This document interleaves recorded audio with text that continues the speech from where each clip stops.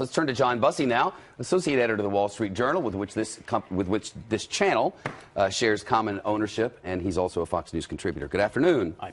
Some quotes here. The first one from Bannon, A1A, treasonous. He says, the three senior guys in the campaign thought it was a good idea to meet with foreign government inside Trump Tower in conference room on the 25th floor with no lawyers.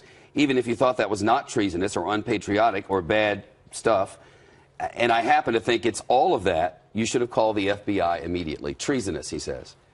Pretty interesting language coming from a man who was a chief advisor to Donald Trump candidate and then subsequent to that Donald Trump president. There's two implications of this material that's coming out now. One is exactly what he said, this comment being one of them, but also what it means for the 2018 midterms.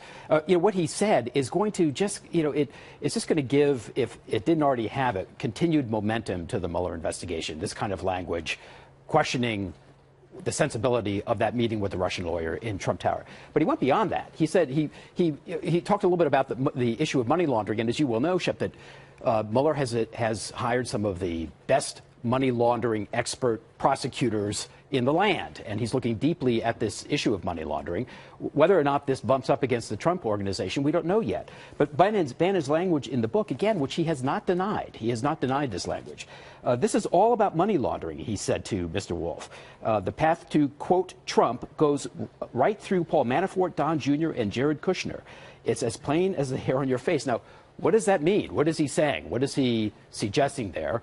And how much of this is going to simply give more legs to an investigation that the Trump presidency had hoped was going to sort of wrap up by Christmas? Well, one of the things he said was that the main lawyer hired, the first prosecutor, was all about money laundering, that to him at least, this investigation clearly is about money laundering. Yeah, that's right. I mean, that's where Bannon is headed in this conversation. This is a political bromance gone bad, and it's going to have longer-term implications for what's now going to happen this year in elections around the country. The Trump group of the electorate now is kind of split between those people who are going to support President Trump and those who support Bannon and sort of the nationalist image that he has for the country and the agenda that he helped set. That got Trump elected, the language of that agenda. There's going to be a split. If you're a candidate out there, you're a Republican candidate, do you sort of welcome Steve Bannon's endorsement at this point? Is that going to cross you with the President of the United States, or do you shun it? That's the cleavages that you're going to see, along with the cleavage that has the establishment GOP kind of off on its own at this stage. You know, the allegation is that for Trump, winning was going to be being the most famous person in the world, that he was going to parlay that fame into a news network, A1C now. And here's a quote about the election night. Trump did not enjoy his own inauguration. He was angry that A-level stars snubbed the event and visibly fighting with his wife, who seemed to be on the verge of tears. Throughout the day, he wore what some around him had taken to be calling his golf face, angry and pissed off, shoulders hunched, arms swinging, brow furrowed, lips pursed. So the administration is saying, just don't believe this book, that there are a lot of untruths in it. It's going to be tough for an administration that has had trouble presenting the truth itself and has been caught in any number of falsehoods. Hundreds. Lecturing somebody else about truth-telling.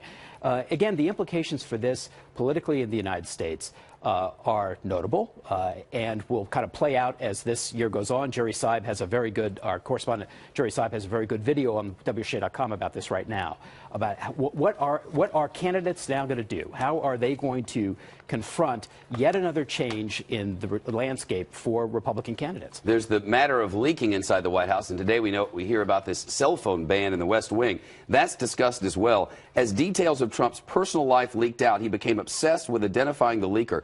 The source of all the gossip may well have been Trump himself. In his calls throughout the day and at night from his bed, he often spoke to people who had no reason to keep his confidences.